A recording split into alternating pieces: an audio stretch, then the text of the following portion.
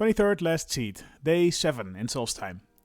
When we exited Ashfellow Citadel in our brand new armor, it was dark outside. In the distance, we could see the lights of what appeared to be a village, and I decided to head there to find a bed for the night. As we got closer, I noticed it wasn't actually a village. It was a Telvanni wizard tower. I had visited one of these before on Varnamvel, but you never quite get used to those giant mushrooms and those floating pads instead of stairs. Outside of the tower, I met a young mage named Telvis, who was practicing a spell to summon an Ash Guardian. He told me about this place, Tel Mithrin, and about his arrogant and difficult master, Neloth, the main occupant of this fungal village. The man was a typical Telvanni mage, egocentric and ambitious, and Telvis spoke highly of his master's skill at sorcery, but not so highly of his skills at teaching. Telvis' lack of experience showed, as later that night he would successfully summon his Ash Guardian, only to run to me to defeat it, as it immediately started attacking him. In the top of the giant mushroom at the center of the compound, after floating upwards with its floating pad, I met the man himself, Master Neloth, who was as full of himself and disinterested as I had expected. He did offer to let me use his one-of-a-kind staff enchanter if I ran some errands for him, something which I eagerly accepted. A little side business in enchanted staffs could potentially be very profitable. Almost absent-mindedly, Neloth mentioned needing a heartstone, and so I went back outside, intending to retrieve one from my stash in Raven Rock. Instead, I found a vein of heartstone at the foot of the mushroom.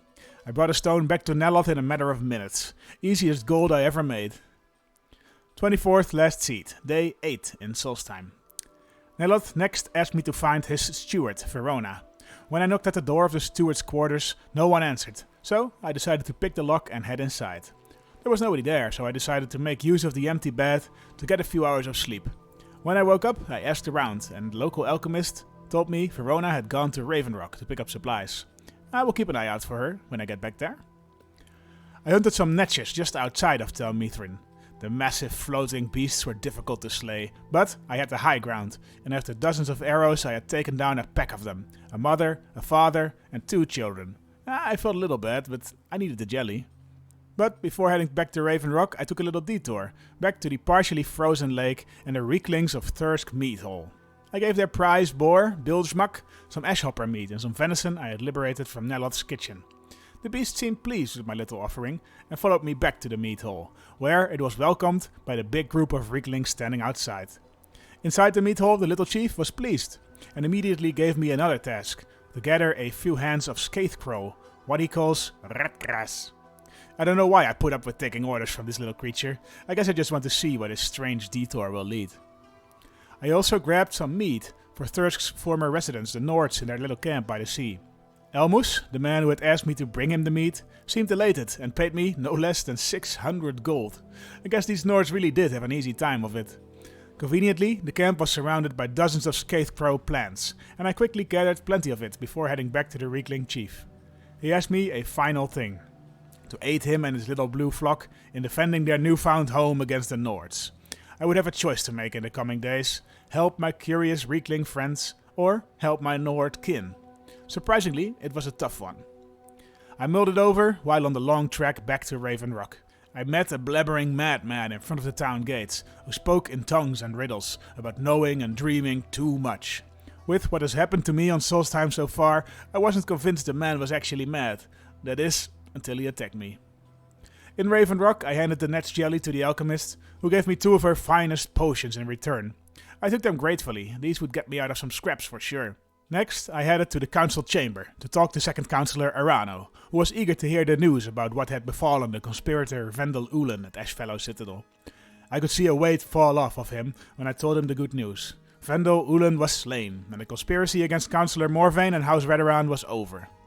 Councillor Arano asked me to come with him so that he could present his boss, Councillor Morvain, with the good news. Raven Rock's leader took it very well, and once Councillor Arano was finished, turned to me. To my astonishment, he handed me the keys to Severin Manor, declaring this late traitor's property forfeit. 8 days in Solstheim, and I was now a homeowner. High risk, high reward indeed. The house was spacious and had plenty of room for storing my items and crafting materials. There was even an anvil and smelter present, so I practiced my smithing skill by making a full set of steel armor for Teldrin, though he politely declined to wear it. The many gemstones that I had been carrying around found a place in the old Severin family safe, and late at night I lay down on the bed in the master bedroom. My bedroom. 25th last seat, day 9 in Solstheim. In the morning I headed out of Raven Rock again, and back to Tel Mithrin. I didn't find Master Neloth's steward Verona in Raven Rock, so I was careful to look around on the road in between that town and Tel Mithrin this time. On the way, I passed a group of 4 or 5 Skal, who are all high and mighty about attacking a nearby Netch. Buddy, Teldrin and I have slain 4 of those single-handedly. And we helped the group nonetheless, and together we dealt with the beast without much trouble. What did give us some trouble was a group of 3 ash spawn that attacked us near the river at Tel Mithrin. As it turned out, they had crawled out of the ash near the dead body of a well-dressed Dunmer woman, who, from Master Neloth's description, was his steward. Rest in peace, Verona. When I headed up to the Telvanni Wizard Tower to give Neloth the bad news, he responded the same way you might respond if you had lost a key or a book. Mildly annoyed, but not much more. In his usual fashion, Neloth rudely ordered me to find him a new steward. I went along with it. Despite his abrasive manners, I would still like to gain access to the old wizard's staff enchanter. Next, I headed back to the frozen lake and Thirsk Mead Hall. I had mulled it over and had decided to help the Reeklings defeat the Nords. The Nords had forfeited their rights to this place of warriors the moment they lost it to these blue creatures, and at least this way they would go out with a bit of glory. It was embarrassing how quickly they fell to our swords. Teldrin, the Reeklings, and I defeated them without a single casualty. That is, until the victorious Reekling chief decided to challenge me, as he felt threatened by my strength and thought I wanted to take over his hall and his tribe. I had no such ambitions, but he attacked me nonetheless. A few reluctant swings of my war axe, and the chief fell to the ground. Despite this murder in self-defense, the other Reeklings did not fight me, and in fact, they proclaimed me their new chief. I don't think I'll be the leader they think I will, but I'd be lying if I said I didn't develop a fondness for my little blue flock. As I left the meat hall, I reflected on how far I'd come since the deadly fight in Raven Rock Mine and Bloodskull Barrow, when those Draugr gave me so much trouble. It was then I remembered I was still carrying around the Black Book, the one that gave me access to the realms of Hermaeus Mora. I finally felt ready for the Daedrus challenge, and opened the book, its tentacles quickly pulling me inside. The surreal realm of twisted towers of books, writhing tentacles, and an acid sea welcomed me, and Hermaeus Mora's squid monsters cast spells on me that drained my energy and blood. But I was determined to beat this challenge and pressed on. Eventually I made it to a courtyard of sorts, where I was greeted by a monstrous lurker, a beast that could kill me with a single kick. Dodging its acidic green spit and softening it up with my arrows, I eventually managed to cleave its neck with my axe. At the other end of the courtyard, a large book with moving letters on its pages presented me with a choice between 3 boons of knowledge, and I picked one that would allow me to better understand the mind of women. The book seemed to acknowledge my choice, and I soon found myself back in front of the Thirsk Mead Hall. After a few hours of sleep, I next headed to the headwaters of the Harstead River. The alchemist of Tel Mithrin, Elenia Mothran, had requested that I bring her 3 taproots from the bodies of Spriggans and soak them in these headwaters, so that she could use them to repair Master Neloth's humble abode. In a cave underneath a waterfall, I found a Spriggan, and not just any Spriggan. This seemed to be some kind of matriarch, and Teldrin and I struggled to defeat her. We took some taproot off her, but it wasn't quite enough, and so I decided to head back to Raven Rock to try and pick up some there.